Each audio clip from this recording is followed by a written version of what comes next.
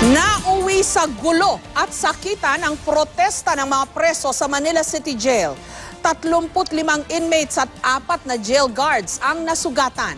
Ang ugat ng gulo, tutol ang ilang preso sa plano ng jail warden na pagsamasamahin ang mga may kasong may kinalaman sa droga at ihiwalay sila sa iba pang mga bilanggo.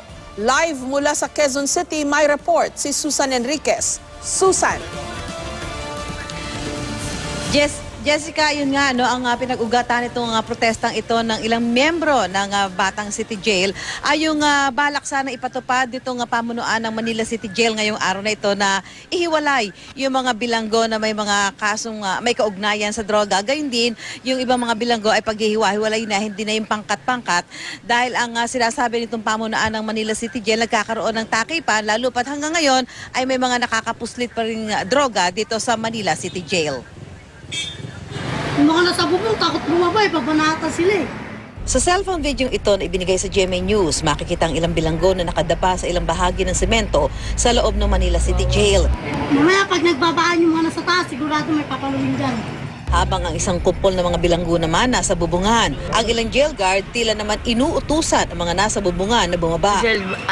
May mga nauna, pero ang karamihan tila nag-aatubili pa. Ang sakit niya. Hanggang sa tuluyan na silang magkagulo. May tumalon, meron tumakbo. Ang ilan sinalubong ng palo ng mga jail guards. Tama na!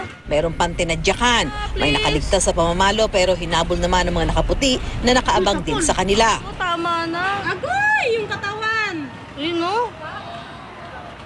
Sa larawang ito naman, duguan ang mukha ng isang preso. Ito naman, inabot ng tila batuta ng jail guard sa likuran. Ang isang ito tila nagtatakip naman ng ulo gamit ang kamay. Bago ang pangyayari niya, nakuhanan din ang mga preso sa bubong ng Manila City Jail na nag-iingay gamit ang mga yero. Sumisigaw. Nakasulat sa kinakalampag na yero na patalsikin si warden. Nagsimula ang noise barrage pasado alas 9 ng umaga. Ayon kay Superintendent Gerald Bantag, Manila City Jail Warden, ipatutupad sana ngayong araw ang pagsasama-sama ng mga bilanggong may kaso sa droga at ihahalo ang iba pang preso para maiwasan daw ang takipan. Pero tutol umano rito ang ilang miyembro ng Batang City Jail, kaya sila nagsagawa ng noise barrage sa bubong ng kanilang dormitoryo. Ang hindi lang po sumunod dito ay yung Batang City Jail. Dahil po ang plano kasi dito at kasulukuyang ginagawa, ongoing po, ang transfer ng mga drug-related cases. Siniseparate po natin yung mga drug-related cases sa ibang dorm at yung non-drug po ay sa ibang dorm din. Ngayon, inumpisahan na rin po natin ang pagbuwag sa mga pangkat. Para mahinto ang pag-iingay ng mga bilanggo na pawa mga miyembro ng Batang City Jail, nagpaputok si warden ng 2 beses pero rubber bullets lang daw ang bala. Nagsimula na rin daw kasing mambato ang mga nag-iingay na bilanggo. Nagpaputok ako. Bakit? Ay parang rabbit yan eh, para ma-scare, di ba? Scare lang naman tactics yun eh. Kung talagang may baril naman, siyempre depensahan namin sarili namin. Yun po ay rubber bullet. Ang resulta, 35 inmate ang sugatan habang 4 naman sa hanay ng mga jail guard. Kaya dineploy ang mga tauhan ng SWAT. Ipinatigil din muna ang dalaw sa mga preso. Ipinatawag din ni warden ang mga lider ng iba't ibang gang para ipabatid sa mga ito na sa kabila ng nangyari, tuloy ang planong paghihiwalay sa mga bilanggo. Kung yun po ang magiging dahilan para sa pagbabago, sangayon po kami, Rosa. Nag-aalala ang pamilya ng ilang bilanggo na hindi nakadalaw, lalo na ang mga kasama sa grupo ng Batang City Jail. Siyempre kami nag-aalala po kami, hindi naman po anong... So hindi ka pa nakapalo? Hindi pa po. Hindi pa po. Saan siya? Sa BCJ po. Nasa kulang-kulang 4,000 na ngayon ang mga nakakulong sa Manila City Jail. 2,000 sa mga ito may kaugnayan sa droga. Nasa mahigit 1,000 lang ang normal na kapasidad nito.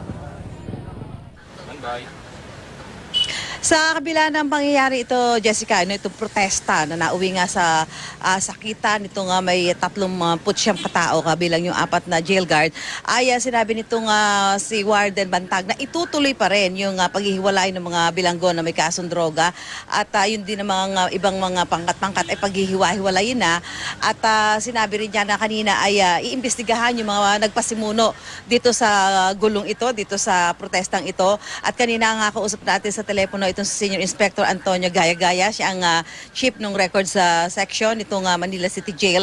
At napag-alaman natin na kanina, mga pasadong alas 6 ng gabi, ay may 26 na inmates na ng Manila City Jail ang dinala dyan sa Taguig dahil parang ito'y bahagi ng mga disciplinary action dahil ang sabi nga, itutuloy pa rin naman talaga nila yung plano at hindi sila matitinag dahil doon sa ginawang protesta kanina ng ilang miyembro ng Batang City Jail. Jessica?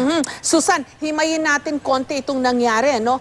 Yung pagprotesta ba, according to the protocols na sinusunod ng ating mga bilangguan, bawal ba yun gawin kung ito ay peaceful? Siyempre, kung may karahasan, hindi yun tama, di ba? Kasi katulad nung sinabi ng warden, may nambabato na dun sa mga nagpo-protesta, yun, medyo hindi na nga yun tama. Hindi mo rin naman makukwestiyon kung ano yung response nung warden at that time. Nagpaputok daw siya ng rubber bullet, sabi niya. Ang kuno-question ko lang, nung nag-agree na yung mga preso, no, na tigilan na yung kanilang protesta at bumaba na sila mula dun sa bubungan, bakit sinasaktan pa sila? Alam mo, Jessica, yun yung tinatanong namin kanina. Kung ito nga ay protesta lang, bakit umabot sa 35 bilanggo ang nasaktan, 4 na jail guard ang nasugatan din, nasaktan din. Actually, kasi yung nung kausap natin kanina si Warden Bantag, sabi naman niya, wala namang ganun sakitan. Maliban doon sa nasaktan daw yung mga bilanggo dahil binato nila yung mga jail guard at yung mga jail guard naman, kaya nasaktan dahil binato nga sila. So wala silang sinasabi na nagkaroon ng ganun sakitan gaya ng nakita natin doon sa video dahil yung video na yung Jessica ay binigay lang sa atin no, isa sa mga nakakuha kung paano yung pangyayari. So itong video na ito na nakita natin ngayon, ito hindi pa nabibigyan ng sagot at nitong si Warden Bantag kung paano humantong na nagkaganito na kung nagkaroon ng pagpoprotesta lang na ayaw pa pumayag yung mga miyembro ng Batang City Jail na ilipat sila ng dormitoryo ay humantong doon sa pananakit doon sa mga bilanggo gaya ng nakita natin doon sa cellphone video na ibinigay sa atin ng ilang mga concerned citizen, Jessica. Sa isang banda, mahirap din naman maghusga kung base lang dito sa video na binigay sa atin, Susan, no? Kasi, pero ang nakikita naman natin, nandun sila sa bubungan nung una, tapos parang pumayag daw ba silang bumaba, at nung nakikita natin na bumababa na may mga nagtatalunan na, bakit sinusundan pa sila ng palo, no, ng pananakit nung mga nandun sa ibaba na mga nakaputing t-shirt at meron din mga mga naka-uniforme ng suot ng mga jail guard. Jessica, mahirap din talaga nga natin masabi kung bakit humantong sa ganyan dahil hindi rin naman natin alam kung yung kuhang yan ay kasi nagsimula yung sinasabi, yung noise barrage nagsimula ng pasado alas 9 ng umaga at napacify lamang itong mga bilanggo, mga pasado alas 12 na ng tanghali. So kung tutuusin, halos mga 3 oras o mahigit 3 oras na nagkaroon ng noise barrage. So hindi natin alam kung ano nangyari sa pagitan ng mga oras na yun dahil kung ibabase lamang natin dyan sa video niya, mga 3 minuto lamang yan, hindi natin alam kung ano yung nangyari, bakit ba humantong doon sa pananakit ng ilang mga jail guard doon sa mga bilanggo habang pinapababa sila doon sa bubong na kung saan tumayo sila at sinagwa yung kanilang pag-ingay at pagpuprotesta. Siguro yun yung magandang masagot ng nitong mga namumuno dyan sa Manila City Jail dahil kanina hindi naman nila sinabi na may mga ganyang pangyayari na nagkaroon ng pananakit doon sa mga bilanggo na sumama nga doon sa noise barrage, Jessica. Pero yun nga, 35 ang sugatan ng mga inmate. Meron ding 4 na jail guard na sugatan ayon dun sa initial report na natanggap natin, no?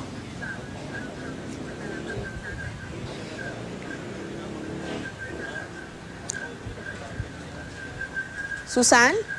Jessica, pagpaumanhin mo na medyo nawawala yun. Yes, pagpaumanhin mo, Jessica, dahil nawala yung ating audio. Pakiulit mo nga yung tanong, Jessica. Sabi ko, ang initial report natin 35 yung sugatan sa hanay ng mga bilanggo na nagprotesta at meron ding 4 na jail guard na mga nasugatan din. Magandang makita kung paano sila nagtamo ng sugat, no?